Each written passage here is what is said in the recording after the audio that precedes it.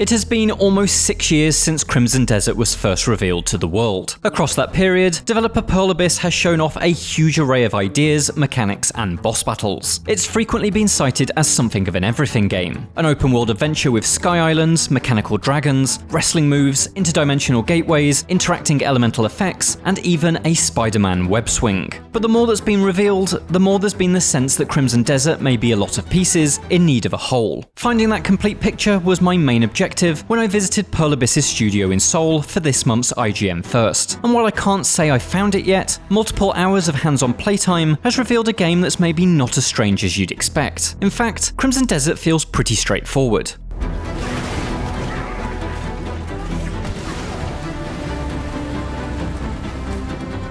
Pearl Abyss has crafted a reasonably traditional open-world adventure, made up of multiple regions peppered with towns, outposts, and castles. There's the usual collection of main and optional quests, plus classic distractions like fishing. You'd be forgiven for not realizing this though. Pearl Abyss has put almost all of its promotional efforts into showcasing boss fights. Not only that, but Crimson Desert's blend of traditional medieval fantasy with sci-fi and steampunk elements does make it seem like it's been pulled in several directions at once.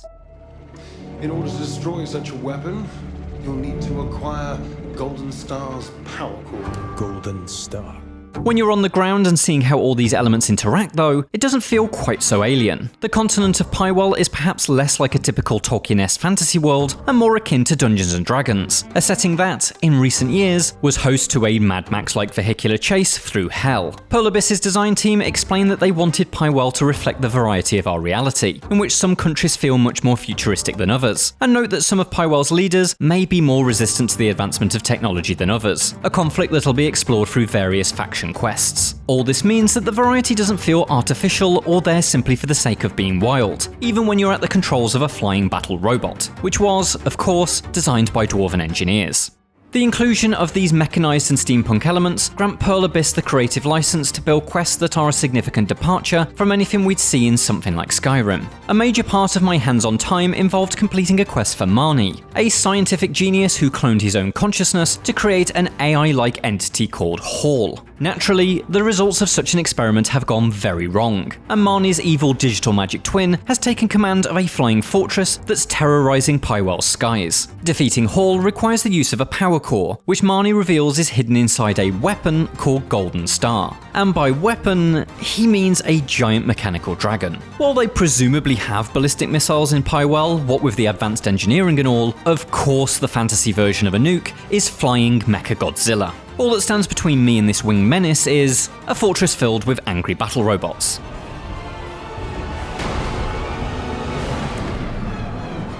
It appears that fortress assaults will be a significant recurring objective in Crimson Desert, considering that my hands-on time involved no fewer than 3 of them. I can see why Pearl Abyss was keen to show them off, as they are a showcase for some of the project's strongest achievements. There's a great sense of atmosphere, with a legion of men from either side battling the living hell out of each other, and you're caught in the middle of it all. Fun mechanical wrinkles add texture. During one attack, I was able to fire signaling arrows that were quickly followed by a bombardment of artillery, decimating enemy soldiers and reducing buildings to splinters. In another, I was able to circumnavigate the brutal melee entirely, sneaking into the castle through a crumbling wall and using the prison as a shortcut to the boss. And in my fight through the robot fortress, a backpack-mounted EMP device allowed me to fry the circuits of both the lumbering ground threats and airborne bug bots in one giant blast. There's always something new to try, something to experiment with.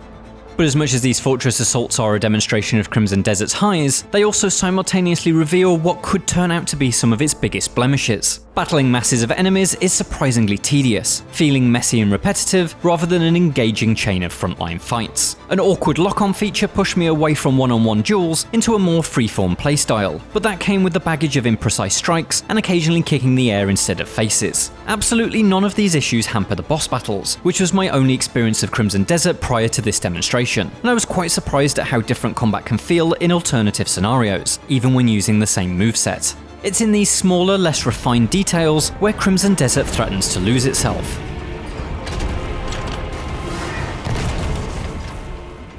There are occasions where you need to pick up and manipulate objects, such as planting a banner to inspire your allies. Doing so requires standing still, turning to face the object, activating a focus mode, rapidly tapping a button to lift your target, and then finally using your telekinetic powers to manually move it. All of this is a slightly baffling annoyance when erecting flags, but it turns into a genuine frustration in the middle of a boss battle, when you're desperately trying to swing a fallen masonry column during the precious few seconds when the boss is stunned.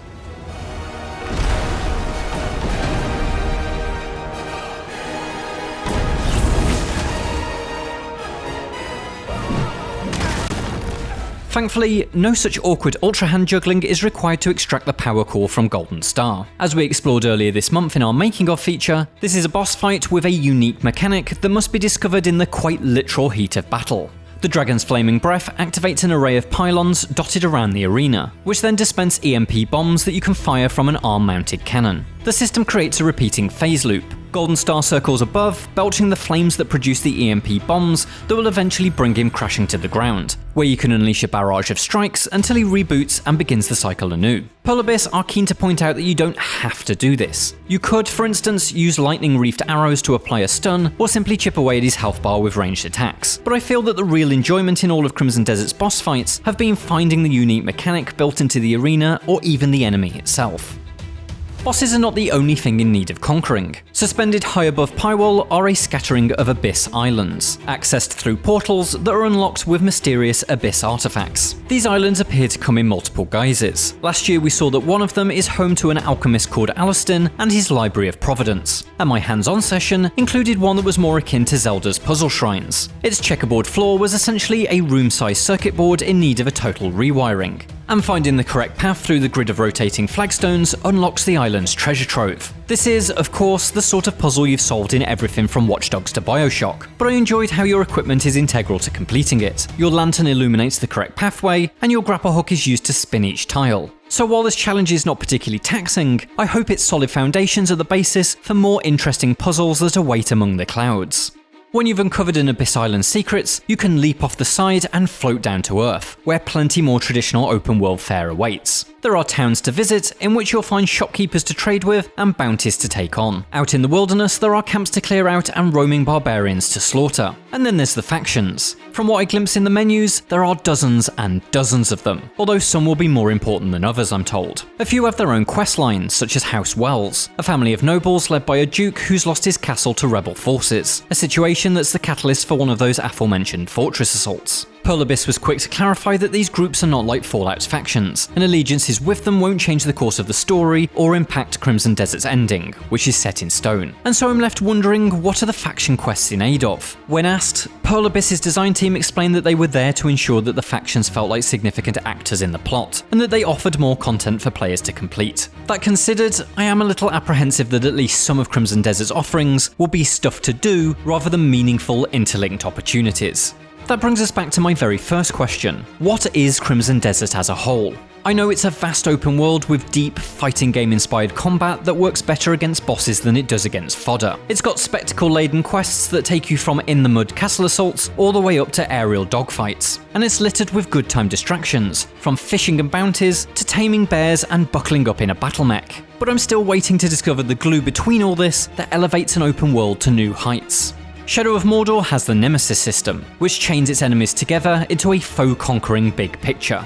Red Dead Redemption 2's systems are united by a pursuit of realism and authenticity that makes its campaign feel like a life lived rather than a game played. And this year's Ghost of Yotai links every activity on its map to a new unlock on your skill tree, ensuring even little diversions are a growth opportunity. That's the stuff that's so far been missing from Crimson Desert's demonstrations, and the thing I hope will eventually be revealed when I get to play multiple consecutive hours rather than a collection of isolated quests and bosses. Without it, I still think Crimson Desert stands a solid chance at being an overall good time, but with it, it could become something much more special.